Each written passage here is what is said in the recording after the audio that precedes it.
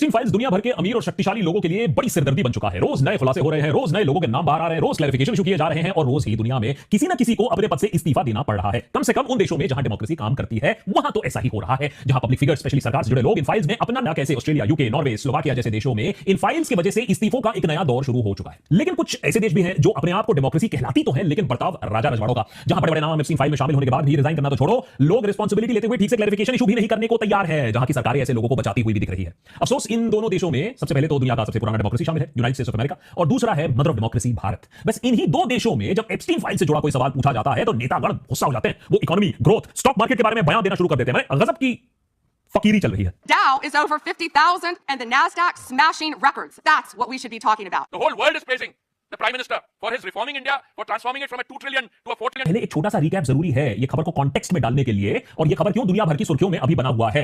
फिर आप चौंक जाओगे कि इतने संगीन आरोप के बाद भी इस मामले का कैसे भारत देश में और भारत के नेता इसका मजाक उड़ा रहे हैं। जेफरी एप्स्टीन एक दोहरी जिंदगी जीते थे, पेशे से तो इन्वेस्टर थे, लेकिन वो सालों से नाबालिग लड़कियों के ट्रैफिकिंग का एक ग्लोबल नेटवर्क चलाते थे। उन पर 1000 से ज्यादा लड़कियों पर यौन शोषण और ट्रैफिकिंग का इल्जाम है, जिसमें कई विक्टिम्स 9 से 15 साल की उम्र की बच्चियां थी, जिसे वो अपने अमीर, अपने ताकतवर कस्टमर्स को सप्लाई किया करते थे, जैसे पॉलिटिकल लीडर्स, जैसे बिजनेसमैन, जैसे सेलिब्रिटीज। वैसे तो उनका भांडा 2008 में ही फूट गया था, जब उन्होंने खुद ही अंडर एज लड़कियों की ट्रैफिकिंग की बात कोर्ट में मानी थी और इसके लिए कुछ महीने जेल में भी बिताए थे। फिर एक प्ली डील से वो चुपचाप जेल से बाहर भी निकल आए। लेकिन फिर भी इस सब होने के बाद भी, जेल जाने के बाद भी एप्स्टीन की फैन फॉलोइंग, उनके कस्टमर्स का आना जाना बंद नहीं होता है। फाइनली 2019, 10 साल बाद जाकर फिर से जब और नए विक्टिम सामने आते हैं, मी टू की लहर चलती है, तब जाकर उन पर नया केस बनता है जिसके लिए उन्हें जेल भेजा जाता है। लेकिन इस बार ट्रायल शुरू होने से पहले ही वो बहुत रहस्यमय परिस्थितियों में जेल में मरे हुए पाए जाते हैं। एप्स्टीन की मौत के बाद इस मामले को रफा दफा करने की बहुत कोशिश हुई, लेकिन आखिर में पिछले साल यूएस में कांग्रेस ने बाकायदा एक कानून बनाया, एक कानून पारित किया जिससे एप्स्टीन से जुड़े सारे फाइल्स पब्लिक किए जाने लगे, हजारों लाखों पेजेस ऑफ डॉक्यूमेंट, जिसके बाद अब तमाम खुलासे हो रहे हैं और उसके जो काले करतूत हैं, उसके जो नेटवर्क है, उसके जो क्लाइंट लिस्ट है, वो सामने आ रही है और पूरी दुनिया स्टोरी को ट्रैक कर रही है। अभी तक एप्स्टीन फाइल्स के आधे ही पन्ने रिलीज किए गए हैं और दुनिया भर में बड़े बड़े नेता, रॉयल्टी, सेलिब्रिटीज ने अपना मुंह फेरना शुरू कर दिया है इन खुलासों के बाद।